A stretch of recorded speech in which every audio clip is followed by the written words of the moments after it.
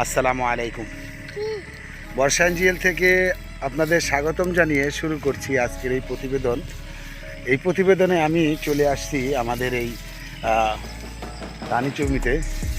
এই জমিতে এখন চারার বয়স, ধানের চারার বয়স প্রায় 2 মাস অতিবাহিত হতে চলছে।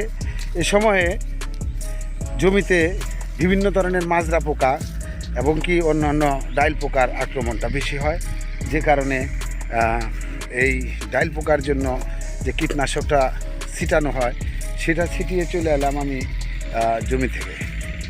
এখন প্রায় বেলা প্রায় 10টার উপরে বাজে। তো আমার প্রায় 4 ট্যাঙ্কির মতো বিষ লাগলো। আমি বিষটা প্রয়োগ করে চলে আসলাম। এখন চলে আসলাম আমি, দেখেন আমার বাতি যারাও চলে আসছে আমার সঙ্গে। তো ওনাদের আমি আলাপ করব, সরাসরি দেখাতে যাই। তো দেখেন ছোট ছোট ছেলেমেয়েরা এরাও এই কীটনাশকের কাঁধে নিয়ে চলে আসতেছে এখানে। বাবুরা কোথায় গেছিলা?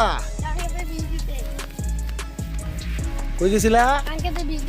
ধান খেতে বীজ দিতে গেছিলা? বীজ দিছ? খুব সুন্দর। আমাদের গ্রামের ছোট ছোট ছেলেরাও এই ধান খেতে বীজ দেওয়ার জন্য টাঙ্কি বহন করে নিয়ে যায়। তো এই ছেলেরাও অবশ্য কৃষিকাজের একটু না একটু মানে সহযোগিতা করতে পারে। তা আমি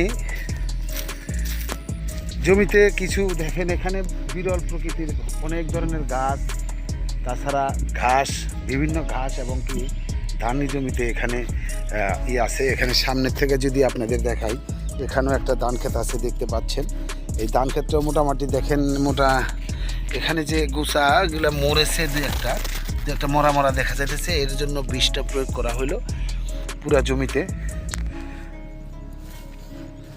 প্রত্যেকটা জমির ভিতরে এই ধরনের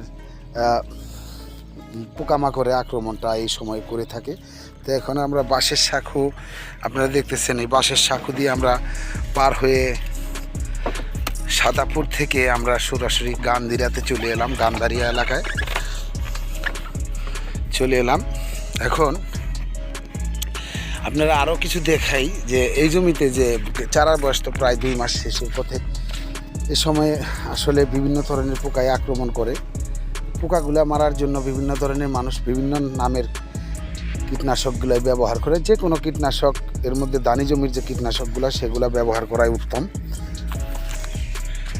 তো কীটনাশকগুলো মূলত এভাবেই ব্যবহার করে থাকি আমরা, মেশিনের সাহায্যে এক্সপ্রে করে থাকি।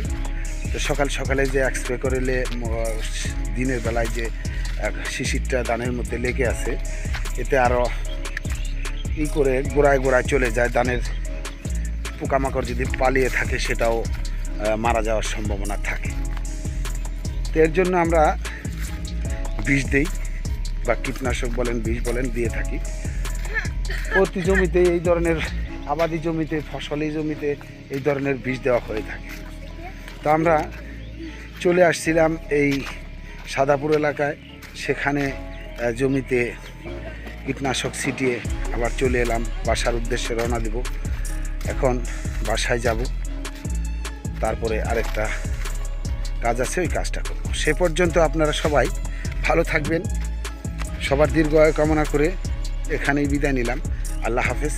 আসসালামু আলাইকুম ওয়া রাহমাতুল্লাহ। তো পরিশেষে আমি একটা কথা বলতে চাই, আমার বর্ষা এঞ্জেল চ্যানেলটা এখনও যারা সাপোর্ট করেন নাই, সাবস্ক্রাইব করেন নাই, করে নেবেন, লাইক দিবেন, কমেন্ট করবেন। ভালো থাকবেন। আসসালামু আলাইকুম ওয়া রাহমাতুল্লাহ।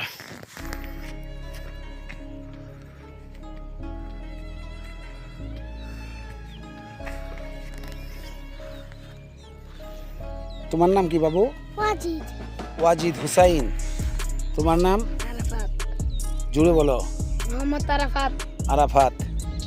তোমরা গেছিলে সাদাপুরে, আমি বললাম আমাকে গ্রামে। হ্যাঁ, আসো, তোমরা আসো।